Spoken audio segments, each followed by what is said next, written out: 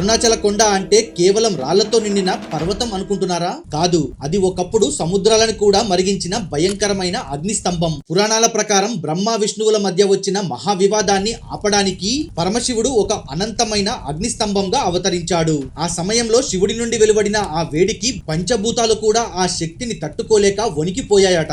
లోకమంతా భయంతో అల్లాడిపోతుంటే దేవతల ప్రార్థనలు విని ఆ పరమేశ్వరుడు ఆ ప్రజ్వలించే అగ్నిని తనలోనే తాను ఇముడ్చుకొని ఇప్పుడు మనం దర్శిస్తున్న ఈ అరుణాచల పర్వతంగా మారిపోయాడు. అందుకే ఆ క్షేత్రాన్ని అగ్నిలింగంగా పిలుస్తారు. కానీ ఆ శక్తిని మనం సాక్షాత్తుగా తట్టుకోలేం కాబట్టి ఇంద్రుడు, వరుణుడు వంటి అష్టదిక్పాలకులు ఆ కొండ చుట్టూ చేరి 8 లింగాలను ప్రతిష్ఠించారట.